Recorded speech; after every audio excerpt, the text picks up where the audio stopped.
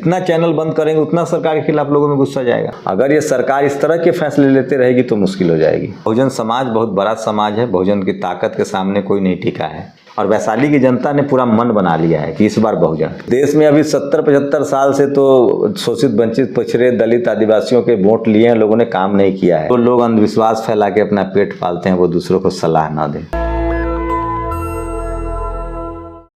जब से शंभू कुमार सिंह ने यह ऐलान किया कि वो वैशाली से चुनाव लड़ने वाले हैं, बहुजनों में एक खुशी की लहर दौड़ चली। लेकिन इस बीच में कल से आप लगातार खबरें देख रहे होंगे कि नेशनल दस्तक पर भी सरकार का शिकंजा कसता जा रहा है। वजह क्या है अब बताया जा रहा है, वो एक एक करके आपको पता चली होगी। लेकिन सवाल ये है कि जो दलित समाज, बहुजन समाज महिलाओं की आवाज उठाता है, आखिरकार सरकार का शिकंजा सिर्फ उन्हीं पर क्यों कसता है, गोदी मीडिया पर क्यों नहीं? क्या इन सभी का असर वैशाली चुनाव लड़ने वाले शंभू कुमार सिंह पर पड़ा है और क्या अब आगे चुनाव की क्या क्या रणनीतियां हैं, तमाम चीजें आपको पता चलेंगी।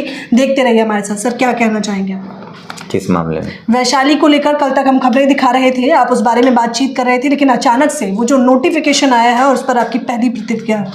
तो सरकार नोटिस दिया है गूगल ने कि सरकार कह रही है कि आपका चैनल बंद कर दिया जाए और कारण भी नहीं बताया जाएगा। तो ये तो बहुजन समाज बहुत बड़ा समाज है, बहुजन की ताकत के सामने कोई नहीं टिका है। सरकार अगर ऐसा करवाती है तो ये बहुजन समाज फैसला लेगा, क्योंकि नेशनल दस्तक बहुजन समाज का चैनल है, 90% आबादी का चैनल है, 25-30 करोड़ दर्शक हैं, रोज़ नए 5,000-4,000 लोग जुड़ते हैं। तो मुझे नहीं लगता कि सरकार इस तरह का कोई फैसला लेगी जिससे उसको चुनावी समय में नुकसान हो। ये तो कुछ मनुवादी बैठे हैं जो दरअसल सरकार को बदनाम करने की कोशिश करेंगे। वही बहुजनों का चैनल। इस देश में 30-50 करोड़ लोगों से 90% आबादी से कौन पंगा लेना चाहेगा, वो भी चुनावी समय में। तो जो भी सरकार में बैठे इस तरह के मनुवादी हैं जो इस तरह से करना चाह रहे हैं, उनको सोचना चाहिए कि चैनल पर अगर असर पड़ता है तो बहुजन समाज जो है वो जागरूक है और भी माध्यम है, वो अपना विरोध जताएंगे। लेकिन ये हम लोग कानूनी मदद लेंगे, जो भी सहायता होगी वो लेंगे। ये 3 अप्रैल को आया इसका नोटिस, कल हमने सभी ने ट्विटर पे पढ़ा। तो उसके बाद आपने क्या क्या अभी तक कुछ किया इस बारे में? अभी तो नोटिस आया है, 3 को ही आया है, लेकिन बोलता है हिंदुस्तान बंद कर दिया गया। हमारा चैनल अभी चल रहा है, फिर भी हम लोग एडवाइस ले रहे हैं, लीगल एडवाइस ले रहे हैं। क्या लगता है चुनाव से ठीक पहले इस प्रकार का, क्योंकि तमाम वीडियोस इस बीच में बनी है कि लोकतंत्र खतरे में है और तमाम चीज़ें, उसको लेकर आप क्या कहना चाहेंगे? हम अपनी तरफ से कोई बात नहीं बोलते हैं। कोई नेता अगर कह रहा है लोकतंत्र खतरे में, संविधान खतरे में, तो हमारा काम है ना रिपोर्ट करना। इस देश में तो टीवी अखबार में लोग पत्रकार बैठ के क्या क्या किसी इस पार्टी को हराते हैं, उस पार्टी को जिताते हैं, बहुजन नेताओं को बदनाम करते हैं। हम लोग तो वो भी नहीं करते हैं, हम किसी के साथ हैं न खिलाफ हैं, हम तो सिर्फ खबर दिखाते हैं, शोषित वंचित की खबर दिखाते हैं जिसको कोई नहीं दिखाता है। तो इसमें हम लोग कौन? हम तो किसी के साथ हैं न खिलाफ हैं, हम तो पत्रकार हैं। जो घटना हो रही, बारिश होती है तो बारिश हो रही है, नहीं हो रही तो नहीं हो रही। लेकिन इससे पहले जब अनुराग ठाकुर ने पहले प्रेस कॉन्फ्रेंस करी थी तो उन्होंने ये बताया था कि सरकार की छवि को खराब करने का प्रयास किया जाता है। अभी अनुराग ठाकुर से पूछिए क्यों ऐसा बता रहे हैं। हम लोग ना तो किसी की छवि बनाते हैं ना खराब करते हैं, हम लोग खबर दिखाते हैं। आपको लग रहा है कि 24 चुनाव से ठीक पहले बहुजनों से डर लग रहा है सरकार को? बहुजन चैनलों से तो डर लग रहा है सरकार को, और ये सरकार को कोई मिसगाइड कर रहा है। मैंने कहा ना, ये प्रधानमंत्री को मिसगाइड कर रहा है। प्रधानमंत्री ऑफिस में कोई मनुवादी बैठा हुआ है जिसको बहुजन समाज के चैनलों से दिक्कत है, और वो दरअसल सरकार का दुश्मन है। जितना चैनल बंद करेंगे उतना सरकार के खिलाफ लोगों में गुस्सा जाएगा, जितना बंद करेंगे उतना गुस्सा जाएगा। तो ये प्रधानमंत्री को भी कोई ठग रहा है, क्योंकि आप तो 50 करोड़ लोगों को अपने दुश्मन बना रहा है। जो चैनल बंद करेगा उसके खिलाफ हो जाएंगे लोग। हम जानना चाहेंगे कितने लोग नेशनल दस्तक में, क्योंकि मैं खुद भी काम कर चुकी हूँ, तो अभी फिलहाल कितने लोग कर रहे हैं, किन किन का रोजगार चला जाएगा? रोजगार, देखिए बात रोजगार की नहीं है। पत्रकारिता रोजगार पेट का सवाल भी है, लेकिन सबसे बड़ा सवाल है कि राइट टू स्पीच है। बहुजन समाज की आवाज़ है नेशनल दस्तक, लोग इस पर भरोसा रखते हैं। तो टीवी अखबार में उनकी आवाज़ें नहीं आती हैं, तो इसलिए भरोसे का सवाल है। और नेशनल दस्तक का मतलब है बहुजन समाज। ये तो बहुजन समाज की आवाज़ है, बहुजन की ताकत है, बहुजनों ने इसको ताकतवर बनाया है। तो बहुजन समाज जो सोचेगा वो करेंगे हम लोग। वैशाली से आप चुनाव लड़ने वाले हैं, अभी तक तमाम लोगों की प्रतिक्रियाएं आई होंगी, क्या लग रहा है, क्या आसार है और कितना प्रभाव पड़ने वाला है अब चैनल का मैसेज ये जो देखा है उसके बाद? अब मुझे नहीं पता है समाज कैसे लेगा, लेकिन मुझे लगता है समाज बहुत जागरूक हुए हैं, समाज के लोग एकजुट हैं, बहुजन समाज एकजुट है। और चैनल भी बंद करेंगे तो भी मुश्किल होगी। मोदी जी को नुकसान कराने के चक्कर उनके पीएमओ में कौन लोग बैठे हुए हैं, आईबी मिनिस्ट्री में कौन लोग बैठे हुए हैं, ये सब देखना चाहिए। मंत्री को भी देखना चाहिए, पीएमओ ऑफिस को भी देखना चाहिए। जो भी उनको ये सुझाव दे रहा है कि दलित पिछड़े आदिवासियों को चैनल बंद करो, वो उनको नुकसान में डाल रहा है। किसी भी दलित पिछड़े आदिवासी नेता को अगर वो जेल में डालेंगे तो नुकसान, हेमंत सोरेन की गिरफ्तारी हुई, नुकसान हो रहा है उनको। बहुजनों के चैनल बंद करेंगे, नुकसान होगा। ये 90% आबादी से आप पंगा लेकर कैसे सर्वाइव करेंगे कोई पॉलिटिकल पार्टी? मुझे नहीं लगता सरकार इतनी बड़ी गलती करनी चाहिए। मैं तो यही सलाह दूंगा कि आपको सद्बुद्धि है और बहुजन समाज ही आपको वोट देता है, नहीं तो आपको 90% आबादी आप उसी के चैनल को बंद कर देंगे। रही बात चुनाव की, तो चुनाव में तो वैशाली की जनता, पूरे देश के लोग हमें समर्थन दे रहे हैं। पूरे देश को लोग नैतिक सपोर्ट कर रहे हैं, आर्थिक मदद भी कर रहे हैं। और वैशाली की जनता ने पूरा मन बना लिया है कि इस बार बहुजन, वैशाली में बहुजन। रैलियां कब से शुरू करने वाले हैं? रैली, हम तो गरीब लोग हैं, डोर टू डोर जाएंगे, नई लकीर खींचेंगे। पूरा 14 अप्रैल, 14 बाबा साहब की जयंती से हम लोग प्रचार शुरू करेंगे वैशाली में। आपने कहा कि जो है इतनी 90% जो जनसंख्या है वो बहुजन समाज से, और सरकार 24 चुनाव के बीच में नुकसान नहीं चाहती होगी जाहिर तौर पर, लेकिन इस बीच में बोलता हिंदुस्तान भी बंद हुआ तो कहा उसका नुकसान हो रहा है ना, परसेप्शन बन रहा है, लोग को लग रहा है कि सरकार, चूंकि मेल सरकार, यूट्यूब कह रहा है कि सरकार का मेल है। यूट्यूब सोचिए, यूट्यूब में जो बैठे हुए हैं वो कह रहे हैं सरकार का मेल है, तो सरकार को नुकसान हो जाएगा इससे। तो बोलता है हिंदुस्तान भी समर चलाते हैं, दलित पिछड़े आदिवासियों की आवाज़ उठाते हैं। तो मैं तो कह रहा हूँ दलित पिछड़े आदिवासियों की को दबाकर तो सरकारें गिर जाती हैं इस देश में। कांग्रेस का पता नहीं चला, क्यों? क्योंकि वहाँ दलित पिछड़े आदिवासियों की अनदेखी हुई। ये सरकार भी इस तरह से अनदेखी करेगी तो आपको इतना भरोसा है? क्योंकि मामला तो रफा दफा हो जाता है, कुछ दिन ट्विटर पे ट्रेंड होता है, फिर उसके बाद मुझे लगता है लोग भूल भी जाते हैं। बहुजन समाज बहुत एकजुट है, बहुजन समाज बहुत न्यायप्रिय समाज है। न वो गलत करती है न गलत बर्दाश्त करती है। अपने सम्मान के वो न गलत, संविधान के साथ कोई समझौता नहीं। तो हमें भरोसा नहीं। बहुजन समाज का इतिहास उठा के देखिए, फूले, पेरियार, अंबेडकर, जगदेव प्रसाद, मान्यवर साहब ने साइकिल से पूरी राजनीति बदल दी देश की। लेकिन सूचना प्रसारण से ये मैसेज आया है, क्या वजहें लगती हैं?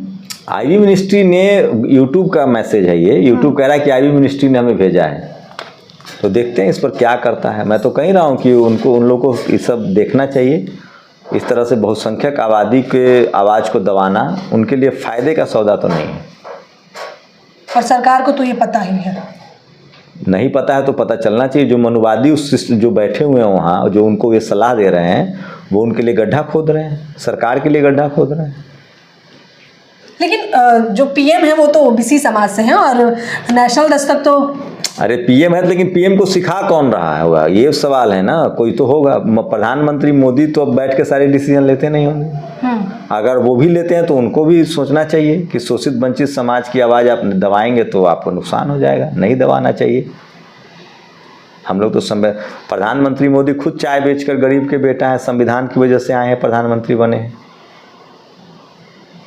लगता है कि बीते 10 सालों में दलित का वोट बैंक तो मिला है, लेकिन दलितों की आवाज़ उठाई है, क्योंकि आप राजनीति में आ रहे हैं, तो कैसे देख रहे हैं आप? देखिए, इस देश में अभी 70-75 साल से तो शोषित वंचित पिछड़े दलित आदिवासियों के वोट लिए हैं, लोगों ने काम नहीं किया है। लेकिन अब काम भी करना पड़ेगा। अब दलित पिछड़े आदिवासी समाज के लोग खुद राजनीति में आ रहे हैं, उनकी अपनी पॉलिटिकल पार्टियां हैं। अभी दलित पिछड़े आदिवासियों की 50% टिकट देना पड़ रहा है सभी पार्टियों को। आगे और कारवां बढ़ेगा। आप कह रहे हैं कि बोलता हिंदुस्तान को बंद किया गया है तो इसका खामियाजा देखने को मिल रहा है, लेकिन आपको नहीं लगता अभी भी नारों में 400 पार? नारों में तो मैं कह दूं मैं दुनिया का किंग हूँ, तो उससे थोड़ी ना होता है। अगर ये सरकार इस तरह के फैसले लेते रहेगी तो मुश्किल हो जाएगी। उनको अच्छा काम करना होगा, कॉलेजियम सिस्टम हटाना पड़ेगा, दलित पिछड़ों का आरक्षण बढ़ाना पड़ेगा, उनको नौकरियां बढ़ानी पड़ेंगी, तभी जनता वोट देगी ना। आपको लगता है कि जागरूकता की अभी भी कमी है? नहीं, सोशल मीडिया ने, आपको नहीं लगता बोलता हिंदुस्तान जब बंद हुआ तो उतना आक्रोश देखने को नहीं मिला? ट्विटर पे तो आक्रोश आपको, हम लोग संवैधानिक लोग हैं, हम लोग सड़कों पर उतर के आक्रोश थोड़ी ना दिखाते हैं। लोग अपने वोट का चोट देगा, वोट का समय आ रहा है ना। आप मतलब आप क्या चाहते हैं? इस देश में संविधान है, संवैधानिक तरीके से लोग अपनी बात रख रहे हैं, लीगल असिस्टेंस लिया जा रहा है। चुनाव आयोग ने कहा है कि ये गलत है, अब हम ऐसा नहीं होने देंगे, सब आचार संहिता लागू है, किसी चैनल को बंद नहीं कर सकते हैं। आचार संहिता के बीच में ही तो बोलता है हिंदुस्तान, लेकिन सर बंद हुआ। तो कह रहे हैं ना, वो दे रहे हैं ना, वो लीगल स्टेप्स ले रहे हैं। वो बोलता है हिंदुस्तान वालों से भी आप संपर्क कीजिए, वो विस्तार से बताएंगे कि वो क्या स्टेप्स ले रहे हैं। बट ये सरकार के लिए अच्छा नहीं है, उनको नुकसान होगा इससे।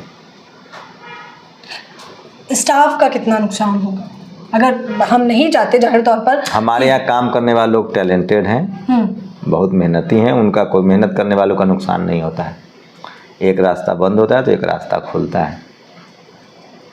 लेकिन 2015 से नेशनल दस्तक, आप खुद बीते 10-12 सालों से नेशनल दस्तक से जुड़े हुए हैं, इतना आसान होगा जितने आसानी से आप ये चीज़ें कह रहे हैं? अरे हम लोग मेहनत कश लोग हैं, हम लोग फिर से मेहनत करेंगे। समाज साथ है, देश साथ है, बहुजन समाज साथ है। नुकसान हमारा नहीं होगा, नुकसान मनुवादियों का होगा जो इस तरह की साजिश रच रहे हैं। आगे की क्या तैयारियां कर रखी हैं आपने नेशनल दस्तक को बचाने के लिए? हालांकि सभी लोग चाहते हैं और ट्विटर पे भी मैंने देखा प्रतिक्रियाएं हैं, लेकिन इस बीच में आरोप प्रत्यारोप भी लगातार जारी हैं। मैंने एक और ट्वीट पढ़ी जिसमें कहा गया कि एक तरफा खबरें चलाने का प्रयास किया है नेशनल दस्तक। हाँ, वो लोग जो, मुझे पता है वो लोग कौन बोलते हैं। तो उनको जवाब क्या देना चाहेंगे आप? उनको क्या जवाब देना है? उनको तो कलम कसाई को मैं क्या कह सकता हूँ। जो जातिवादी हैं, मनुवादी हैं, वो तो चाहते हैं कि शोषित वंचित समाज के लोग बस अन्याय जुल्म सहे, अपनी बात न कहें। तो उनको क्या जवाब देना है? एक होता है सोया हुआ आदमी, एक होता है जो जगा हुआ है। सोए को जगाया जा सकता है, जो जानबूझकर जातिवाद करे उनसे क्या बात करना है। हमारी कोशिश अपने समाज को जगाना है। मुझे बहुत सारे कमेंट आए हैं, मैं वो पूछती हूँ, ये दर्शकों के सवाल हैं इसलिए मैं आपको बता दूँ। पहले ट्विटर पे भी मैंने खंगाला। दर्शक आप अपना सवाल पूछिए, लेकिन जनता के भी तो सवाल पूछने चाहिए। ठीक है, आपको जवाब देना है। पूछिए। पहला कि अगर एक कमेंट आया हुआ था, सौरभ नाम था उनका, उन्होंने लिखा है कि अगर, पूरा नाम बताइए उनका। सौरभ भारद्वाज नाम था। हाँ ठीक है, आगे बोलिए। पूरा नाम जाति में बहुत कुछ रखा है। जिन्होंने जाति बनाई है वही जानते हैं कि जाति में क्या रखा है। तो उन्होंने कहा कि शोषितों की अगर आवाज़ बुलंद भी हो जाएगी तब भी नेशनल इसी मुद्दे को चलाता रहेगा और अपने व्यूअर बढ़ाता रहेगा। मतलब अगर शोषित वंचित जिनकी आवाज़ उठाते हैं, अगर उनकी आवाज़ बुलंद भी हो जाएगी। जो लोग अंधविश्वास फैला के अपना पेट पालते हैं वो दूसरों को सलाह ना दें।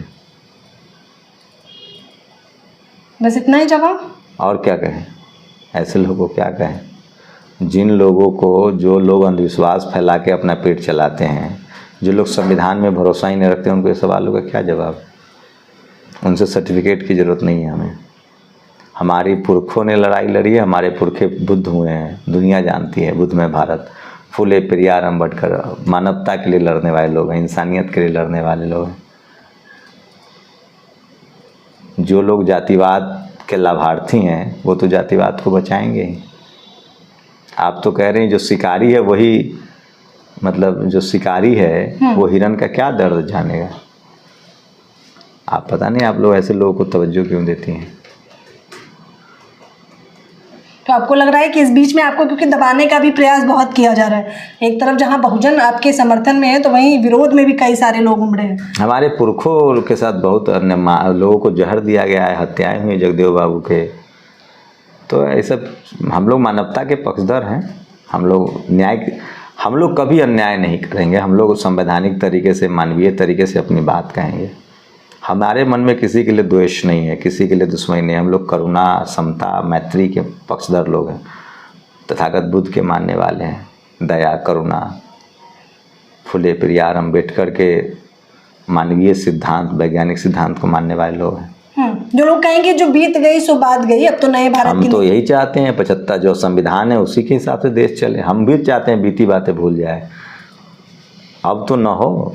IIT, IIM में जो 17,000 ड्रॉप आउट हैं, नौकरियां में जो भेदभाव है, रोज़ जो जातीय हिंसा हो रही है, अब तो media, judiciary, college, university, bureau, अब तो संविधान जो हमें अधिकार दे रहा है वही तो मांग रहे हैं। हम क्या मांग रहे हैं? हम कौन सा कह रहे हैं कि पहले क्या हुआ उसको ढो। हम तो कह रहे हैं सब में भाईचारा हो, बराबरी हो, सबको बराबर का अधिकार मिले। बताइए इसमें क्या गलती है? हम खुद भूलना चाहते हैं पिछली बातें। कौन अपने घाव को कुरेदना चाहेगा? आरक्षण का मरहम कितना काम आएगा? आरक्षण मरहम नहीं है मैडम, ये इस देश को बनाने की प्रक्रिया है, मरहम नहीं है। ये कोई गरीबी हटाओ उन्मूलन नहीं है, भागीदारी का सवाल है, रिप्रेजेंटेशन है। 50% महिलाओं को क्यों आरक्षण दिया जा रहा है? रिप्रेजेंटेशन है ना, महिलाओं की भागीदारी कम है। उसमें भी सोचिए बहुजन महिलाओं की भागीदारी और नहीं है। तो आरक्षण इस देश को मजबूत बनाने की प्रक्रिया है, मजबूत बनाने का मसौदा है, मजबूत बनाने का रास्ता है, संविधान की आत्मा है। आपके घर में आप 2 भाई हैं या 2 बहन हैं और आपके पिताजी ने एक बहन का पैर तोड़ दिया डंडे से मार के किसी वजह से, तो आपकी क्या जिम्मेदारी है कि उसको व्हील चेयर देंगे ना? उसके लिए कि आप उसका ज़मीन भी छीन लेंगे, आप उसको घर से बेघर कर देंगे? लेकिन वो लोग तो वही कर रहे हैं जो उन्होंने पढ़ा है अपनी धार्मिक ग्रंथों में। अब मुझे नहीं पता किस धार्मिक ग्रंथ, मैंने नहीं पढ़ा, किसी धार्मिक ग्रंथ में कोई ऐसा नहीं लिख सकता है। धर्म तो अच्छी चीज़ है, धर्म के रास्ते पर तो बुद्ध चले थे, कबीर चले, फूले चले, पेरियार चले, अम्बेडकर। धर्म मतलब मानव मानव एक समान, गुरु घासीदास महाराज ने कहा। धर्म थोड़ा पढ़िए आप, घासीदास जी को पढ़िए, कबीर को पढ़िए, रविदास जी को पढ़िए, धम्म पढ़िए, करुणा। धर्म तो बराबरी सिखाता है, भेदभाव नहीं सिखाता है। मुझे नहीं पता आप किस धर्म की बात कर रहे हैं। सभी के लिए काम बांट दिया है, यादवों के लिए। ये वर्ण कुव्यवस्था है, ये मनुस्मृति है, इसको धर्म से मत जोड़िए। ये वर्ण कुव्यवस्था है, जाति कुव्यवस्था है। इस देश का संविधान सबको अपनी धार्मिक और उपासना की आज़ादी देता है।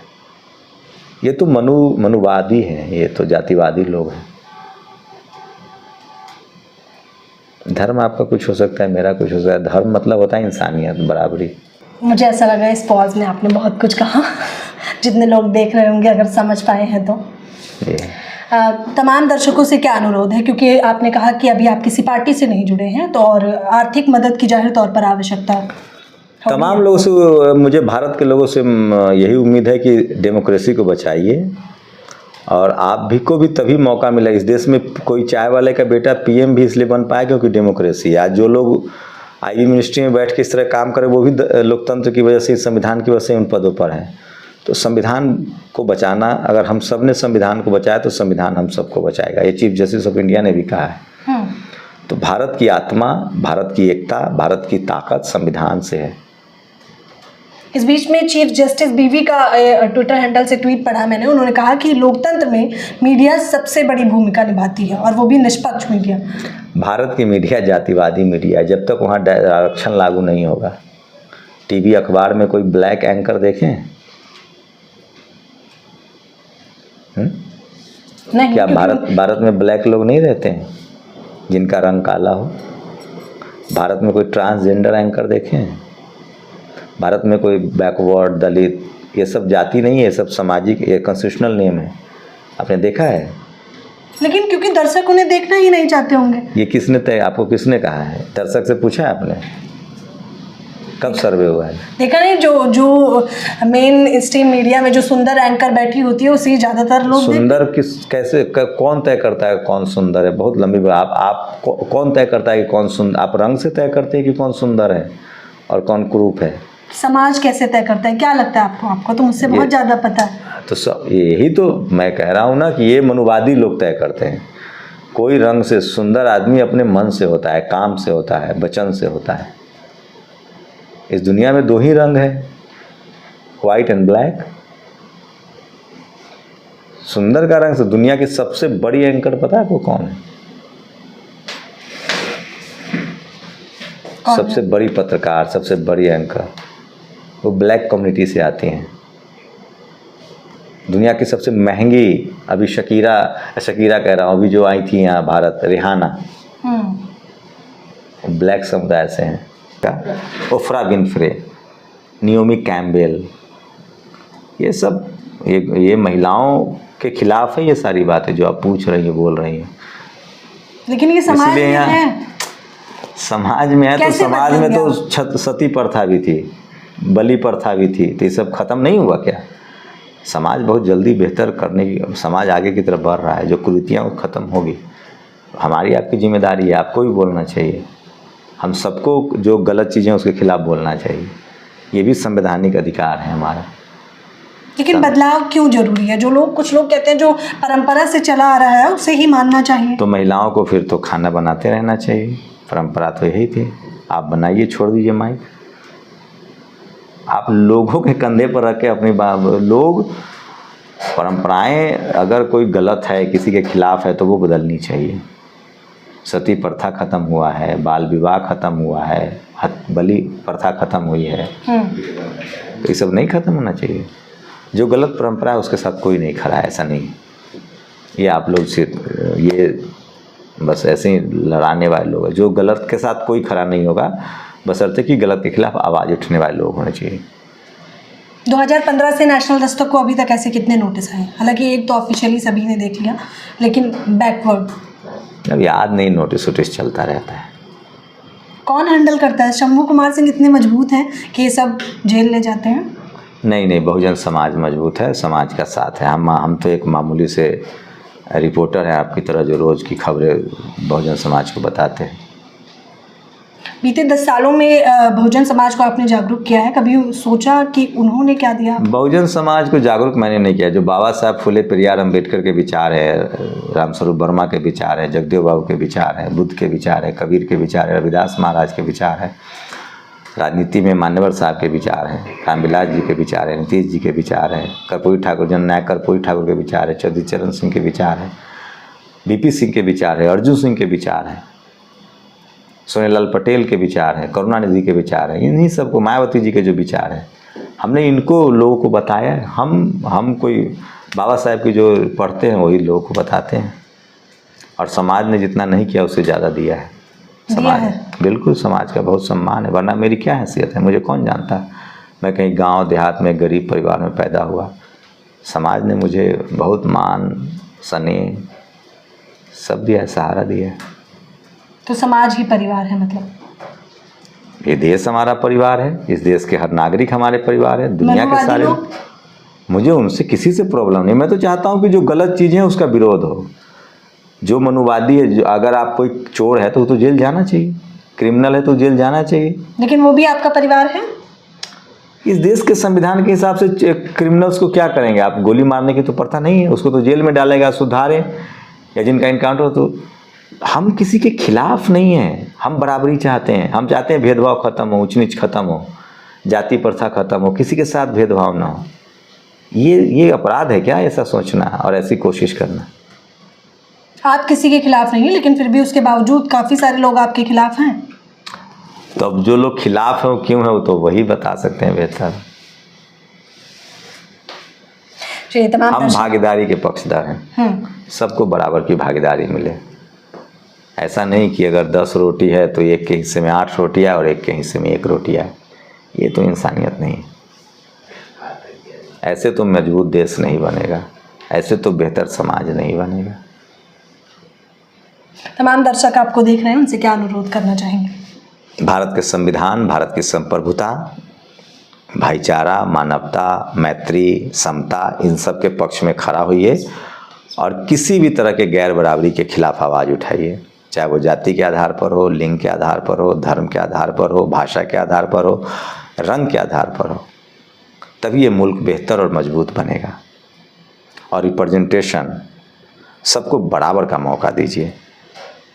एक आदमी मेहनत करते करते मर जाए और एक आदमी बैठ के मलाई खाता रहे, ये इंसानियत नहीं है। वैशाली में चुनाव लड़ने के लिए शंभू कुमार सिंह को, आपको स्क्रीन पर ये स्कैनर नज़र आ रहा होगा, आपको इस स्कैनर पर जाकर आर्थिक मदद करनी है अपने ही समाज के लिए, अपने ही लोगों के लिए। फिलहाल इस खबर के बारे में आप लोग मुझे अपनी प्रतिक्रिया देश के लिए, हाँ, बेहतर राजनीति के लिए आप लोगों को मदद करनी है। करना बिल्कुल मत भूलिएगा। आपका 1-1 रुपया बेहद मायने रखता है, 1-1 रुपये का सहयोग भी। क्यों? जी जी बिल्कुल बिल्कुल।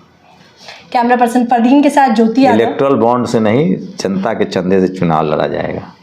बीएसपी, एक सवाल, बीएसपी से टिकट मिलने के कितने चांसेस हैं? बीएसपी से टिकट मिले तो हमारा सौभाग्य होगा। तैयार हैं आप उससे लड़ने के लिए? क्योंकि इस बीच में तो ये कह रहे हैं कि बीएसपी इतनी मजबूत नहीं है। बीएसपी एक राष्ट्र, क्या कौन कह रहा है? राष्ट्रीय पार्टी है, इतना बड़ा जनाधार है, 4 बार बहन जी मुख्यमंत्री रही हैं। इस देश में जो बहुजनों का दल है ना, वो जनाधार वाला दल है, और जो सवर्ण समाज का लीडरशिप वाला दल है वो पैसे वाला दल है। सपा, बसपा, आरजेडी, जेडीयू, डीएमके, इस सबके पास जनाधार है, क्योंकि उनकी आबादी 90% है। तो आपको खुशी होगी अगर बीएसपी से टिकट मिलता है? बड़ी सौभाग्य की बात है, राष्ट्रीय पार्टी है, जनाधार वाली पार्टी है। हम जैसे लाखों कार्यकर्ता हैं वहाँ, हम तो कार्यकर्ता भी नहीं है, हमें देखते हैं बीएसपी मौका देती है तो बड़ी बात होगी। मुझे लगता है मेरे साथ सैकड़ों बहुजन समाज ये चाहते हैं कि बीएसपी से शंभू कुमार सिंह को टिकट मिलना चाहिए।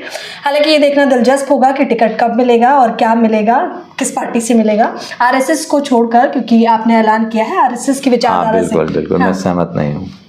आरएसएस तो पहले अपने यहाँ महिलाओं को एंट्री दे, आरएसएस का प्रमुख महिला हो, आरएसएस का प्रमुख बहुजन समाज से, डाइवर्सिटी तो आए वहाँ। हम लोग तो डाइवर्सिटी के पक्षधर हैं। वो आदिवासी को वनवासी कहते हैं, तो हम आरएसएस से नहीं सहमत हो।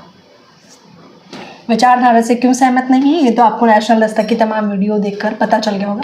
फिलहाल इस खबर के बारे में आप लोग मुझे अपनी प्रतिक्रिया दें। एक बार फिर से कह रही हूँ, स्कैनर पे जाके समर्थन करना बिल्कुल ना भूलें। नेशनल दस्तक की आपसे गुजारिश है कि अगर इसको बचाना चाहते हैं तो नेशनल दस्तक को सब्सक्राइब करने के लिए रेड कलर के सब्सक्राइब बटन को दबाएं, फिर बेल आइकन की घंटी दबाएं। नेशनल दस्तक को बचाने के लिए बहुत जरूरी है कि हर खबर को शेयर करें, लाइक करें, कमेंट जरूर करें।